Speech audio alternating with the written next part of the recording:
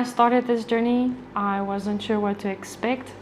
I was just a mom with loads of curiosity, and now I am well on my way, making my future one toolpath at a time.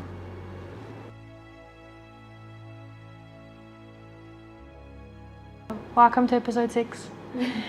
This is a great episode because it's the 6th episode and AMP is 6 years old this year.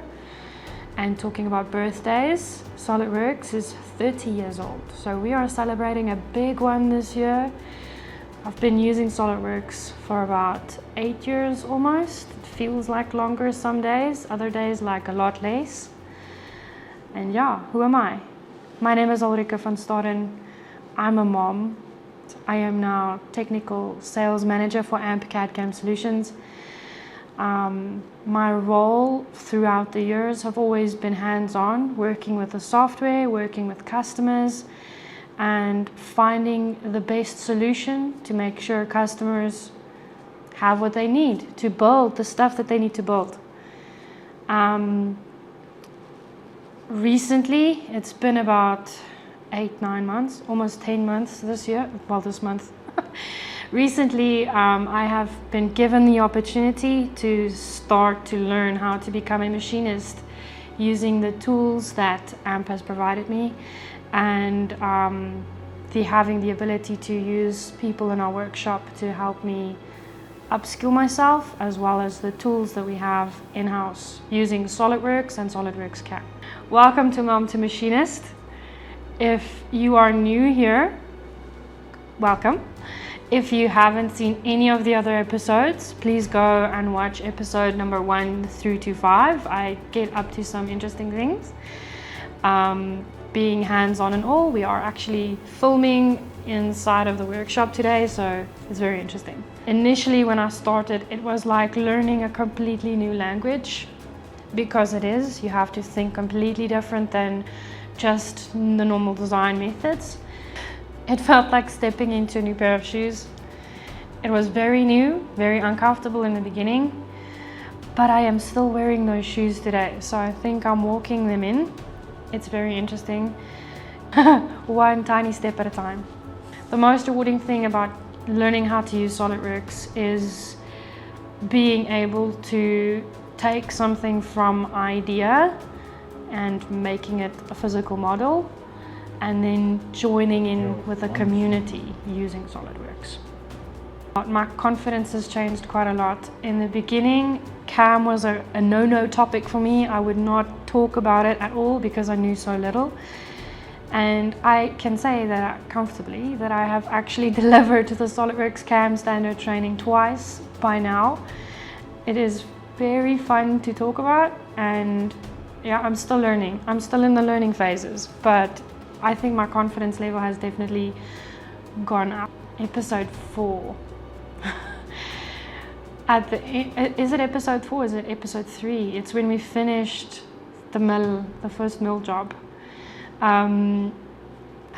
Having the work block be put in place, putting it in place myself, adding the tool, making sure that I'm reading in the tools correctly, following step by step with Rian, of course.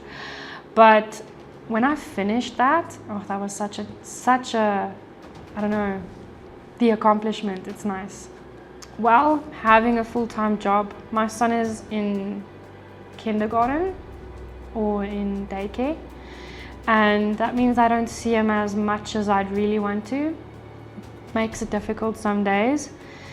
But I can tell you that managing that at home when he's maybe sick, or if I have to work after hours or something like that, it is difficult some days. What I have found helps me a lot is engaging with him, so showing him what I'm doing, and I do hope that I could be the best example for him in showing him how I'm doing things. I think that's how I'm doing it. Yeah.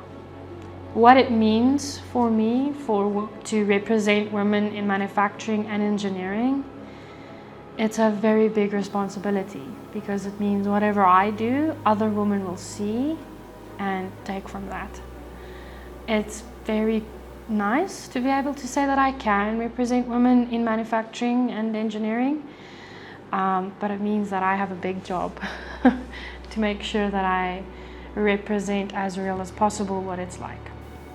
Young girls who might be pursuing a career in STEM, who might be afraid, if I have something to tell them, it would probably be, don't be afraid.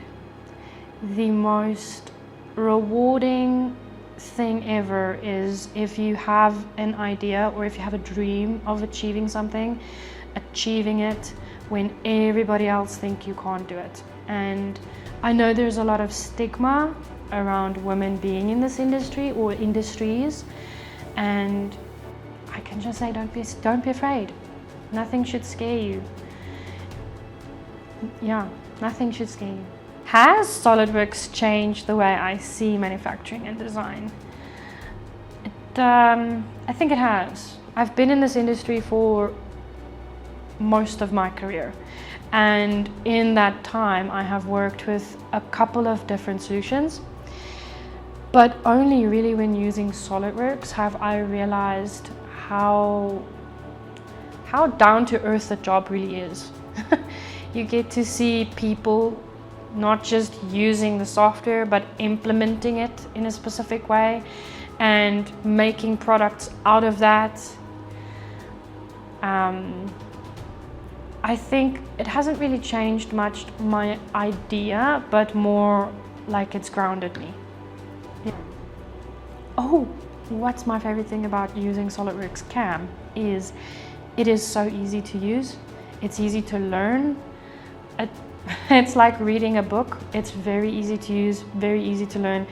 And I think the thing I like the most of it is how little you have to actually fiddle with the model to actually get it to work right. I find that very enjoyable. My one word that I would use to describe SOLIDWORKS as, it would probably be precision. SOLIDWORKS allows me to take my design, I can create it accurately inside of SOLIDWORKS, take it from SOLIDWORKS design into SOLIDWORKS CAM, and inside of SOLIDWORKS CAM accurately and with confidence set up the program for the machining. And I know that whatever will be machined is going to be accurate according to my design. I think it's precision. What does it feel like to look back on my journey? I can definitely see that I've grown. It's weird, it's like seeing something grow. I've definitely grown quite a lot in this role. It's nice. It's a nice feeling to see how far I've actually come.